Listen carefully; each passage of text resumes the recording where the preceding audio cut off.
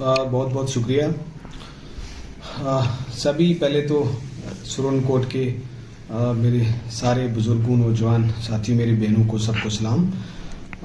जैसे कि डीडीसी के इलेक्शन में बहुत जज्बे और प्यार के साथ लोगों ने मुझे चुना था और अभी करीब 1 महीने से ऊपर दिन हो गए हैं। हालांकि डिस्ट्रिक्ट डेवलपमेंट काउंसिल का मेंबर्स को अभी तक जो है राइट्स नहीं दिए गए हैं, अभी तक कोई पावर्स नहीं दिए गए हैं, अभी तक नोटिफिकेशन नहीं आई है कि हमारे पास क्या अख्तियारात हैं। लेकिन क्योंकि मेरी ये जिम्मेदारी बनती थी कि जो लोगों को मुझसे उम्मीदें हैं, सुरन कोट इलाके की आवाज़ में बनूं और सुरन कोट के मसले जो हैं वो मैं उठाऊं और मैं ठीक जगह पे उनको पहुंचाऊं। सुरन कोट इलाका, हमारा जो इलाका है वो तरक्की के लिहाज से तकरीबन रियासत के बाकी इलाकों से बहुत पीछे है। यहाँ के हालात बहुत ख़राब हैं, इसलिए मैंने कोशिश की। पिछले दिनों बनने के बाद मैं रुका नहीं और मैंने फौरी तौर पे जो है हायर अथॉरिटीज से सेक्रेटरीट में सारे इश्यूज रेज किए। मैंने सबसे पहले जो बिजली का हमारा सबसे बड़ा मसला था, क्योंकि यह सर्दी का मौसम था और तकरीबन 13, 14, 15 घंटे का कट जो है वो लगातार हमारे सुरन कोट में बल्कि पूरे जिला में होना शुरू हुआ था। मैंने फौरी तौर पे रोहित कंसल साहब जो कमिश्नर सेक्रेटरी हैं उनके साथ मीटिंग की, कालान किया उनको और मैंने उनसे ये गुजारिश की, ये कहा कि हम जो डिस्ट्रिक्ट पुंछ के लोग हैं या सुरन कोट के लोग हैं, हम जो है सेकंड क्लास सिटीजन नहीं हैं। अगर जम्मू में आप 24 घंटे बिजली दे रहे हो तो सुरन कोट के लोगों का भी उतना ही हक है कि उनको 24 नहीं तो कम से कम 20 घंटे उनको बिजली मिले। और मैंने उनको बड़ी सख्ती से ये बात कहा कि ये हमारे साथ नाइंसाफी है और हमेशा हमें इग्नोर किया जाता है। और मैंने उनको सोल्यूशन भी बताया कि 132 केवी से जो बिजली आ रही है हमारे जिला के लिए, उसमें से कम 30 एम्पेयर बिजली जो है हमें वहां से और दी जाए इमीडिएटली, ताकि हमारे बिजली का जो है क्राइसिस पूरा हो। मैं उनका शुक्रगुजार हूं कि उन्होंने मेरी ये मांग मानी और कम से कम 10 एम्पेयर बिजली जो है उन्होंने फौरी तौर पे जम्मू से रिलीज की, जिसकी वजह से आप देख रहे हैं कि काफी दिनों से कट जो है बिजली का, वो जब 14-15 घंटे का कट हो रहा था, अब 4-5 घंटे पे कट आ गया है। दूसरा, जो बिजली का फाइनल जो सोल्यूशन जो जरूरी था कि बिजली का मसला हल हो, हमारे 2 ग्रिड स्टेशन हैं, एक चंडक का और एक जो मरहोट में अभी शुरू हुआ। वो ग्रिड स्टेशन जब तैयार हो जाएंगे तो हमारी बिजली का काफी मसला जो हल हो जाएगा। तो मैंने उनसे गुजारिश की कि ये प्रायोरिटी पे दोनों ग्रिड स्टेशन जो इन पे काम चल रहा है, इनको फौरी तौर पे प्रायोरिटी पे तैयार किया जाए, ताकि जो बिजली का लोड है सुरन कोट का अलग, पुंछ का अलग होकर डिस्ट्रीब्यूट हो और ताकि ये बिजली का हमारा मसला जो है ये हल हो। तो उन्होंने मुझे वादा किया है कि हम इसको प्रायोरिटी पे टेकअप करेंगे और मैं इसको उनके साथ राब्ते में रहूंगा और फॉलो भी इसको करूंगा। उसके साथ साथ जो आज भी बड़े अफसोस से मुझे कहना पड़ रहा है, मैंने पहले भी कहा कि आज भी 50 साल बाद भी हमारी गांव देहात में जो बिजली की तारें हैं, वायर्स जो हैं, वो आज भी कई जगह पोलों की जगह पेड़ों पे लटक रही हैं। तो मैंने लोगों से ये वादा किया था कि ये बहुत बड़ा मसला है आज भी इस वक्त में 21वीं सदी में, जहाँ लोग बड़ी बड़ी मांगे कर रहे हैं, तो आज भी हम जो है बेसिक फैसिलिटीज जो है उससे महरूम हैं। तो मैंने वो भी बात की और इंशाल्लाह मैं यहाँ की लोकल एडमिनिस्ट्रेशन से भी टेकअप करके कोशिश कर रहा हूँ कि अगले 2 साल के अंदर जो है हर जगह पे पोल हो, जहाँ तारें पेड़ों पे लटक रही हैं वो वहाँ पे पोल प्रोवाइड हूँ और इंशाल्लाह मैं उस पर खुद फॉलो करूँगा। और मुझे उम्मीद है कि अगले 2 साल के अंदर सुरन कोट में हर जगह जो है वो ये मसला हल हो जाए। उसके साथ साथ ट्रांसफार्मर्स का इशू है, मैं लोकल एडमिनिस्ट्रेशन से टेकअप कर रहा हूँ। काफ़ी जगह कुछ स्कीम्स में ट्रांसफार्मर्स आ रहे हैं, कुछ दिनों में लगाएंगे और आने वाले दिनों में जहाँ जहाँ ट्रांसफार्मर्स की ज़रूरत है वहाँ पे टेकअप करेंगे कि वहाँ ट्रांसफार्मर्स हम जो है प्रोजेक्ट्स बना के उन ट्रांसफार्मर्स को अप्रूव कराएं। और खास तौर पे हिल काका का मैं नाम लेना चाहूँगा, जहाँ आज तक बिजली नहीं है। मैंने हिल काका के लिए भी टेकअप किया और वो स्कीम में रख रहे हैं ताकि वहाँ पे भी जो है बिजली हिल काका में और वहाँ हिल काका के लिए पानी भी, दोनों जगह जो आज तक नहीं मिला है उनको, वो वहाँ पे मिले। इसके बाद जो पानी की सबसे बड़ी हमारी परेशानी है सुरन कोट में, आज भी कई जगह पानी के कनेक्शन नहीं है, पानी नहीं। हालांकि हमारे पास पानी रिसोर्स है मगर आज तक जो है वहाँ पानी लोगों को नहीं मिला है। तो मैं कमिश्नर सेक्रेटरी जो PHE जल शक्ति जिसको अब नाम दे दिया गया है, उससे भी मैंने कालान किया, लोकल एडमिनिस्ट्रेशन से भी मैं लगातार टेकअप कर रहा हूँ। काफ़ी सारी लिफ्ट स्कीम मेरे पास पूरी लिस्ट है, अगर मैं यहाँ बताऊंगा तो उसमें काफ़ी वक्त लग जाएगा, मगर तकरीबन हर पंचायत के लिए जो है, हर गांव हर पंचायत के लिए स्कीम डिस्कस हो रही हैं कि हर गांव में जो है लिफ्ट स्कीम का प्रोजेक्ट तैयार है और हम उसको टेकअप मैं खुद मॉनिटर करूंगा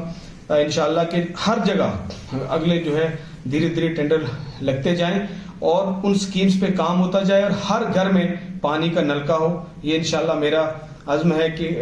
आने वाले 2-3 साल के अंदर हर घर में जो है वो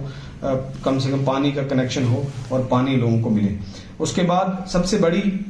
प्रॉब्लम जो है वो हमारे यहाँ गरीब लोगों को जो है वो राशन की है। जो बीपीएल लोग, काफी सारे मुस्तहिक लोग हैं जो गरीब हैं, बीपीएल में होने चाहिए लेकिन वो एपीएल में डाल दिए गए हैं। उसके लिए मैंने एडवाइजर टू गवर्नमेंट जनाब फारूक खान साहब को मैं मिला और साथ साथ में कमिश्नर सेक्रेटरी जो सीएपीडी हैं सिमरनदीप सिंह जी आईएएस ऑफिसर, उनसे भी मैं मिला अलग अलग इस मसले में, क्योंकि बड़ा सेंसिटिव मसला था, इसलिए मैंने दोनों पे इस मसले पे कालन किया और मैंने उनसे गुजारिश की कि हमारे लोग गरीब हैं रूरल इलाके के और उनको बीपीएल कैटेगरी में काफी लोगों को नहीं रखा गया है, उनको बहुत परेशानी है। तो उन्होंने मुझसे वादा किया,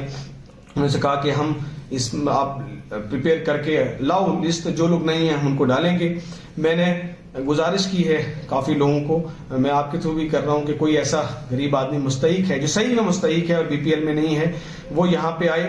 हमारे दफ्तर में नाम नोट करवाए। और भी हमारे जो लोग हैं, जो वर्कर हैं, जो हमारे वर्कर हैं, उनसे भी हमने गुजारिश की, हम लिस्टें ले रहे हैं और मैं फौरी तौर पर वो लिस्ट जाके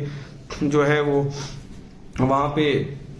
मैं दूंगा कमिश्नर सेक्रेटरी साहब को भी, एडवाइजर साहब को भी कि लिस्ट को इनको इंक्लूड किया जाए। और उसके साथ साथ काफी जगह राशन डिपो जो है वो राशन डिपो नए खोलने की जरूरत है। काफी दूर दूर इलाके में बहुत बड़े, क्योंकि पॉपुलेशन बढ़ गई है तो दूर से एक राशन डिपो से लेना मुश्किल हो जाता है। तो मार्च तक मैंने बात की है कि मार्च अप्रैल तक जो है वो भी कुछ और राशन डिपो हमें जो है वो सुरनकोट में मिलने की उम्मीद है, जो उन्होंने वादा किया है, उससे हमें काफ़ी आसानी हो जाएगी। इसके साथ एक बड़ा मसला है अनएम्प्लॉयमेंट का, कि यहाँ हमारे यहाँ कुछ लोग जो है 10वीं 12वीं के बाद काफ़ी लोग ड्रॉप आउट हो गए, हमारे नौजवान जो हैं वो आगे पढ़ाई नहीं कर पाए किसी वजह से, तो उनको कहीं ना कहीं रोजगार मिलने का बहुत मुश्किल काम है। वो कैसे आगे अपना रिसोर्सेज जो है जनरेट करेंगे, उसके लिए जो है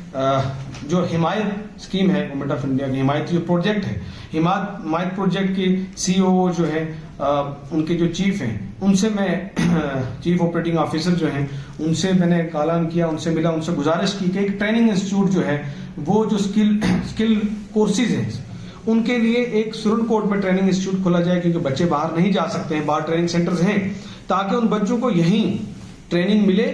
और वो यहाँ ट्रेनिंग लेके अलग अलग कोर्सेज हो, फिर क्योंकि उस स्कीम के तहत रोजगार जो है वो उन कंपनीज में, बाहर कंपनीज में देना लाजमी होता है कि ट्रेनिंग कराने के उनको रोजगार मिलेगा ही मिलेगा। बाहर जो बाहर प्राइवेट सेक्टर में उनको नौकरियां मिलेंगी, प्लेसमेंट्स होगी प्राइवेट सेक्टर में जो वो कोर्सेज करेंगे। तो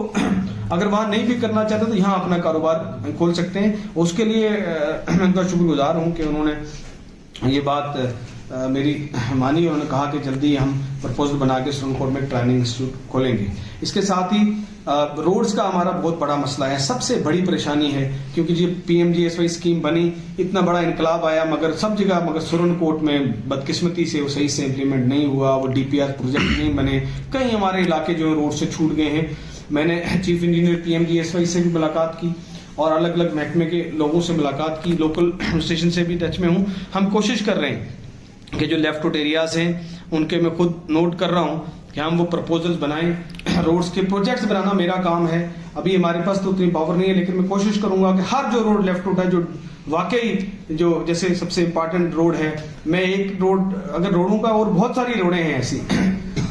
मैं एक का नाम लूंगा रोड का तो फिर गलत बात हो जाएगी। बहुत सारे ऐसे इलाके हैं जो दूर दराज है, जिनकी सड़कें जो हैं मैं उसी पे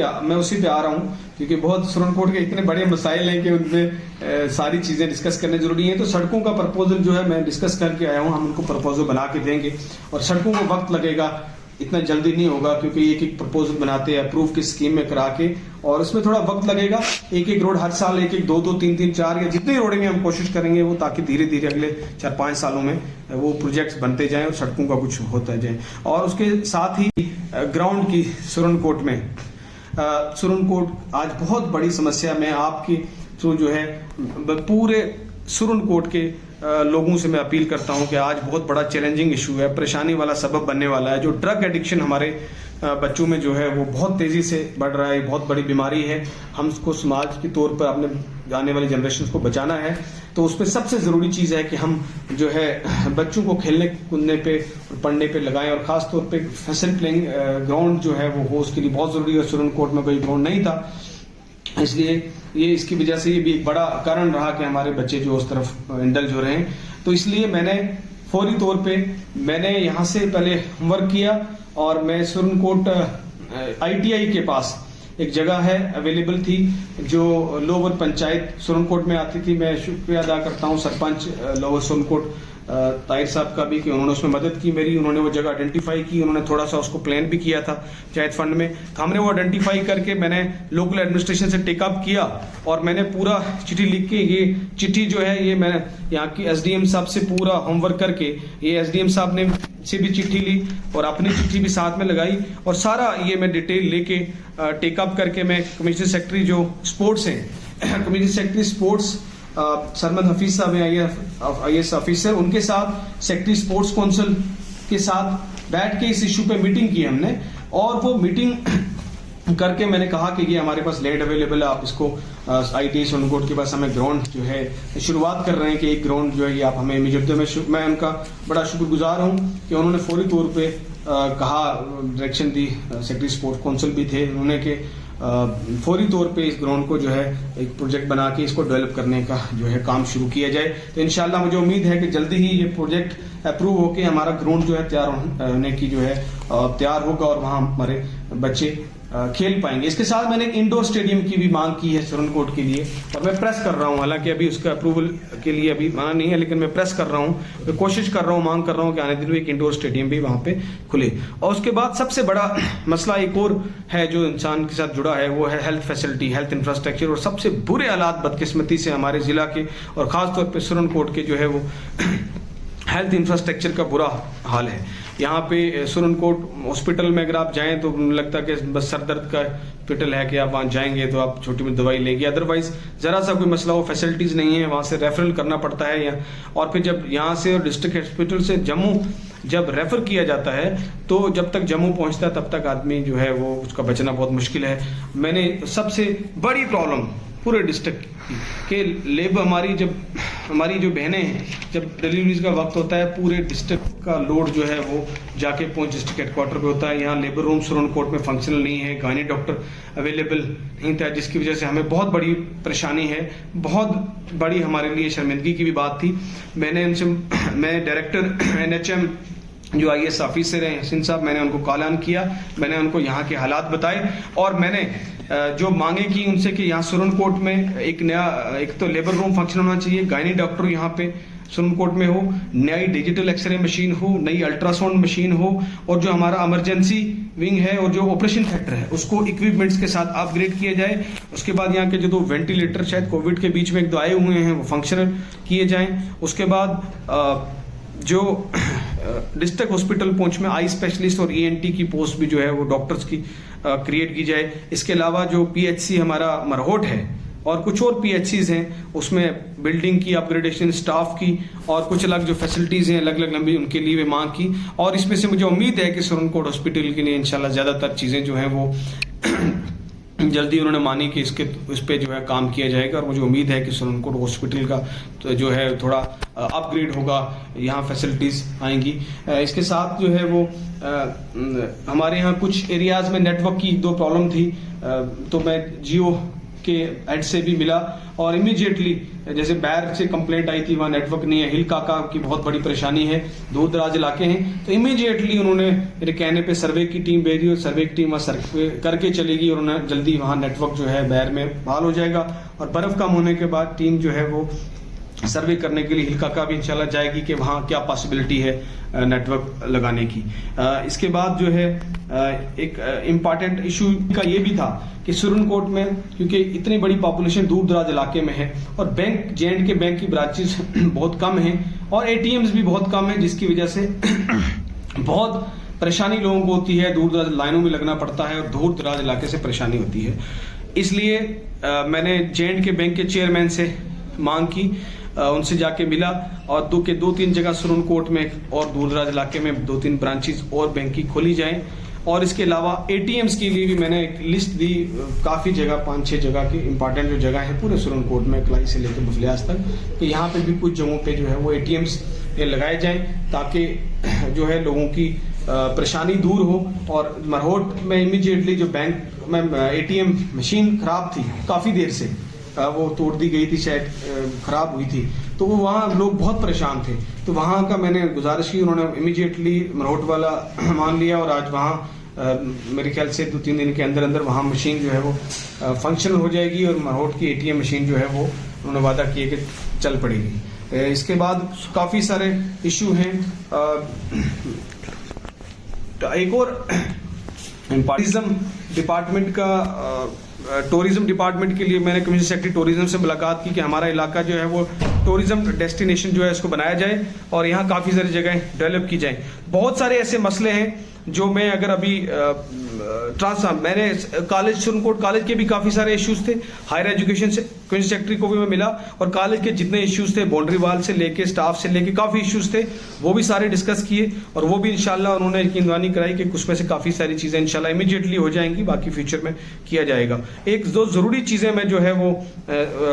आपके बताना चाहता हूँ। कल एक तो एडवाइजर साहब भी कल आएंगे, रूख खान साहब डिस्ट्रिक्ट पहुंच में कल सुरनकोट में, काफ़ी सारे इश्यूज इंशाल्लाह उनके साथ भी हम जो कुछ इश्यूज और भी बचे हैं वो उनके पास रेज करेंगे। आने वाले दिनों में हायर अथॉरिटीज के साथ करूंगा। मगर एक मेरे पास सीजनल टीचर्स का और डेली विजर्स का इश्यूज आया है कि इनको टेकअप करना है, मैं उनको उनकी काफ़ी परेशानी है, उनके साथ बड़ी नाइंसाफ़ी हुई है, वो इशू उनका मैं की आवाज़ बनूंगा। आने वाले दिनों में मैं उसको इशू भी टेकअप करूंगा। और एक जो है कल सुरनकोट में लाइब्रेरी की बहुत बड़ी मांग है नौजवानों की और वाकई वो ज़रूरत है, तो मेरी कोशिश रहेगी कि आने वाले दिनों में जो है लाइब्रेरी के लिए मैं टेकअप कल एडवाइजर साहब से भी टेकअप करूंगा, डिप्टी कमिश्नर से भी टेकअप करूंगा और मैं कोशिश करूंगा कि गवर्नमेंट को प्रेस करेंगे यहाँ लाइब्रेरी जो है सुरनकोट में दी जाए। और एक आखिरी में 2-3 परेशानी लोगों की बहुत ज़्यादा है हमारे यहाँ से, क्योंकि रिसोर्सेज लोगों के पास है नहीं है। मजदूरी के लिए लोग बाहर दूर दराज स्टेट्स में जो है वो सब जगह गए हैं मजदूरी करने के लिए, वहाँ लोगों पे बहुत जुल्म होता है। जम्मू कश्मीर का आदमी समझ के पकड़ लिया जाता है। पिछले दिनों मध्य प्रदेश में 2 लोग पकड़ लिए जिनको गायब कर दिया गया, ट्रेस नहीं हुए। मैंने वहाँ कोशिश की, वहाँ के लोकल MLAs और लोग इन्वॉल्व किए तो उनको ट्रेस किया। गुजरात में, यूपी में पिछले 10-15 दिन के अंदर अंदर अलग अलग जगहों पे 4-5 जगहों पे लोगों को पकड़ लिया, बड़ी मुश्किल से छुड़ाया गया। तो बड़ी परेशानी है हाँ लोगों को, लेकिन मैंने लोगों से वादा किया हुआ है उनको कि जहाँ पे भी जिस स्टेट में भी कोई बंदा पकड़ा जाएगा आप मुझे बताएं, मैं इंशाल्लाह, और मैं उस पर उम्मीद हूँ कि इंशाल्लाह मैंने अपना वादा पूरा किया है, उन लोगों को छुड़वाया है। लेकिन मैं एक हेल्पलाइन भी जारी करना चाहता हूँ। हमारे नौजवान सिकंदर जी, उनका फ़ोन नंबर है कि कहीं अगर मैं फ़ोन नहीं उठा सकूँ, जो हमारे स्टेट में बाहर लोग हैं, उनको अगर किसी वक्त भी कहीं कोई परेशानी आती है तो इस मेरे फ़ोन पे अगर बात कभी ना हो सके तो इस नंबर पे फ़ोन करें आप। नंबर सब जो हमारे साथी बाहर गए दूसरी स्टेटों में 7006434691, इस नंबर पे आप कभी भी कॉल कर सकते हैं। जो हमारे स्टूडेंट्स डिस्ट्रिक्ट पुंछ के जो बाहर कहीं किसी रियासत में है और वहाँ स्टूडेंट्स को कोई परेशानी आती है, वहाँ कोई तंग करता है, तो दूसरा फ़ोन नंबर जो है मैं दे रहा हूँ, हमारे आसिफ हैं यूथ के प्रेसिडेंट, 7062 इस नंबर पे आप कॉल से कर सकते हैं। कभी मुझे जो है वो मेरे से बात ना हो पाए। एक और रिक्वेस्ट के हमारे यहाँ लोगों को बहुत बड़ी परेशानी है, लेबर कार्ड्स नहीं है, अवेयरनेस नहीं है, लेबर कार्ड नहीं है, लोगों की पेंशन्स नहीं है, मेडिकल सर्टिफिकेट्स नहीं बने हैं। जो माजूर बच्चे हैं वो गोल्डन कार्ड नहीं है, लोग चक्कर लगाते रहते हैं दफ्तर के 1-2 महीने से, गरीब लोग, और उनका काम नहीं हो पाता है। मैंने लोगों से वादा किया था कि मैं यहाँ दफ्तर बनाऊंगा, तो सुरनकोट मेरे घर में साथ ही नीचे जो है दफ्तर मैंने बना दिया है। इंशाल्लाह वो आने वाले नेक्स्ट मंडे जो है, ये आने वाला जो सोमवार है, उससे हमारा दफ्तर पूरा फंक्शनल होगा। जिस किसी को भी गोल्डन कार्ड बनाना है, लेबर कार्ड के लिए मेरी गुजारिश है, लोग आए, यहीं रजिस्ट्रेशन होगी उनकी ऑनलाइन, जो भी रजिस्ट्रेशन करनी है, जो भी मदद है, यहाँ ऑफिस में ऑपरेटर भी बैठा होगा और यहाँ पे हमारे दफ्तर में हमारे जो नौजवान साथी हैं जो सारे खिदमत करने के लिए तैयार हैं वो भी यहाँ मौजूद रहेंगे। अगर मैं नहीं भी हूँ वो लोग मौजूद रहेंगे ताकि लोगों का जो है ये स्मूथ लेबर कार्ड बनना है, गोल्डन कार्ड बनना है, पेंशन का काम होना है या कोई और बीपीएल का मसला है, वो सारे मसले इंशाल्लाह यहाँ पे टेकअप करेंगे। मैंने बहुत वक्त ले लिया, मैं सबका शुक्रिया अदा करते हुए मैं आखिर में यही लोगों से सबसे गुजारिश करूंगा कि मैं आने वाले दिनों में आपसे फिर रूबरू होता रहूंगा और मगर सबसे कोशिश है कि जो हमारा गरीब तबका है, दूर-दराज इलाके हैं, उनकी सब लोग हम मिलके मदद करें और आने वाले दिनों में एक जो है हम सुरनकोट को तरक्की की राह पे ले लें। बहुत शुक्रिया।